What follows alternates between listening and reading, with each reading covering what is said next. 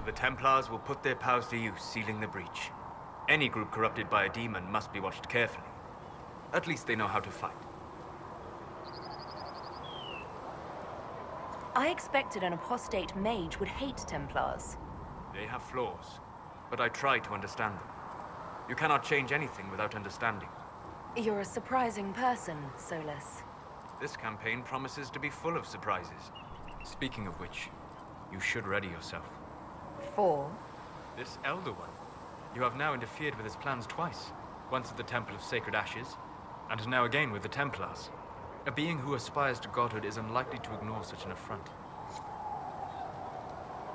Closing the breach is our primary goal.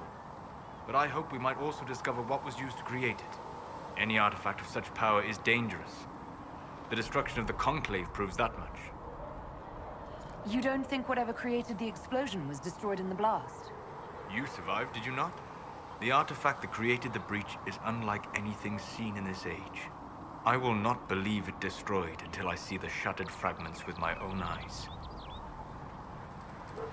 We would do well to try to recover whatever created the breach. Liliana's people have scoured the area near the blast and found nothing. Whatever the artifact was, it is no longer there. In any case, did you need me for anything? I'd be interested in hearing your opinions on elven culture. I thought you would be more interested in sharing your opinions of elven culture. You are Dalish, are you not?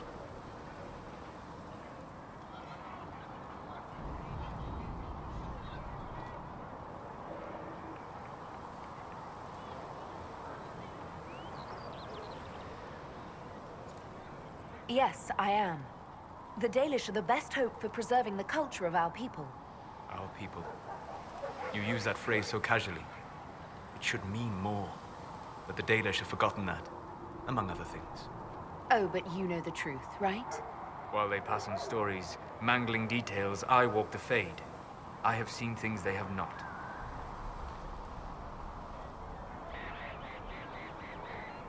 Fine, you think we're terrible. What about the alienages full of elves who aren't Dalish? Why?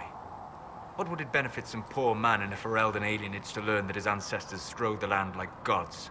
It would only make him bitter, or inspire him to take a foolish risk and get himself killed. You've decided his reaction for him. Perhaps I have. If you have questions and believe the answers will help, ask. Is elven magic different from the magic used by humans? No and yes.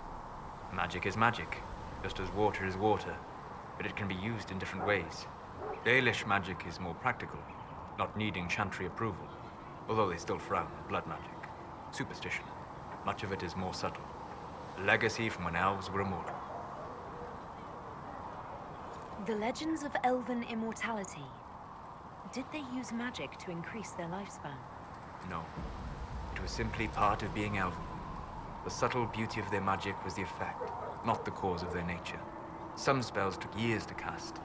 Echoes would linger for centuries, harmonizing with new magic in an unending symphony. It must have been beautiful. You said that the censure against blood magic was a superstition. I did. It's fortunate Cassandra is not within earshot. Most modern cultures forbid blood magic. Publicly, even Tevinter disapproves of it. But as I said, magic is magic. It matters only in how it is used.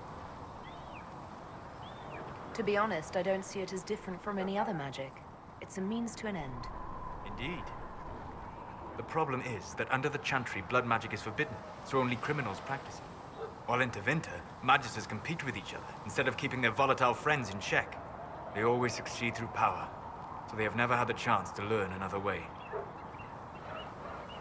I'd like to know more about the elves from before our time.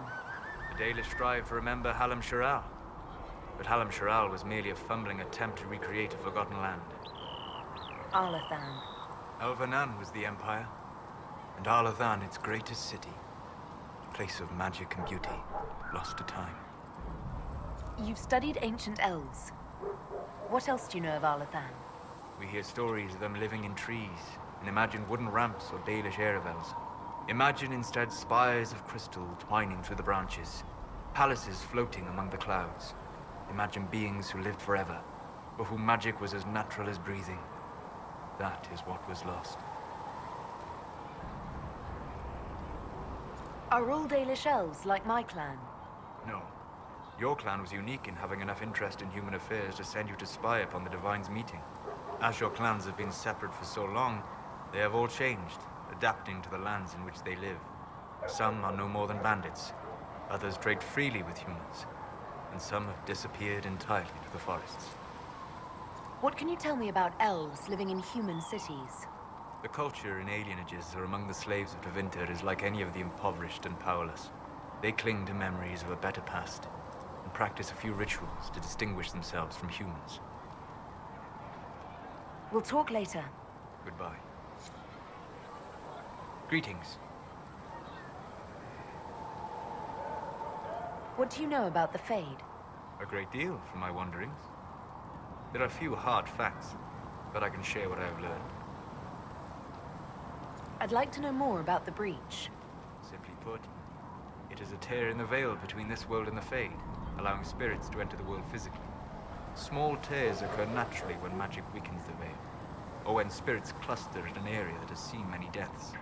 But your mark allows you to exert some control over the Breach.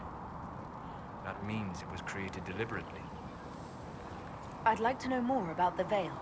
Circle mages call it a barrier between this world and the Fade. But according to my studies in ancient elven lore, that is a vast oversimplification. Without it, imagine if spirits entered freely. The Fade was not a place one went, but a state of nature like the wind.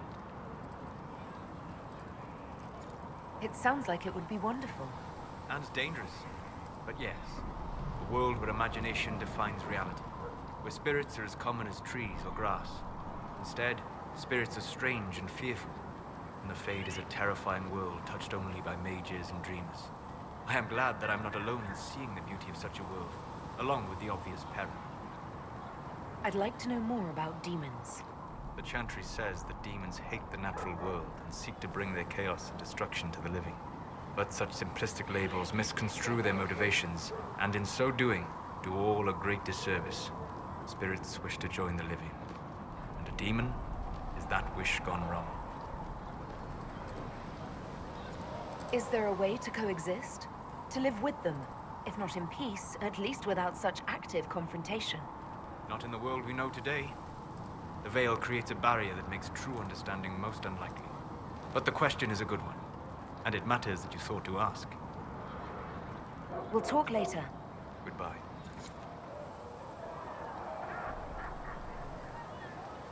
Hello. I'd like to know more about you, Solus. Why? You're an apostate, yet you risked your freedom to help the Inquisition. Not the wisest course of action when framed that way. I appreciate the work you're doing, Solus. I just wanted to know more about you. I'm sorry. There's so much fear in the air. What would you know of me? What made you start studying the Fade? I grew up in a village to the north. There was little to interest a young man, especially one gifted with magic. But as I slept, spirits of the Fade showed me glimpses of wonders I had never imagined. I treasured my dreams. Being awake, out of the Fade, became troublesome. Did spirits try to tempt you? No more than a brightly colored fruit is deliberately tempting you to eat it. I learned how to defend myself from more aggressive spirits, and how to interact safely with the rest. I learned how to control my dreams with full consciousness. There was so much I wanted to explore. I gather you didn't spend your entire life dreaming. No. Eventually, I was unable to find new areas in the Fade. Why? 2 reasons. First, the Fade reflects the world around it. Unless I traveled, I would never find anything new. Second, the Fade reflects and is limited by our imaginations. To find interesting areas, one must be interesting. Is this why you joined the Inquisition? I joined the Inquisition because we were all in terrible danger.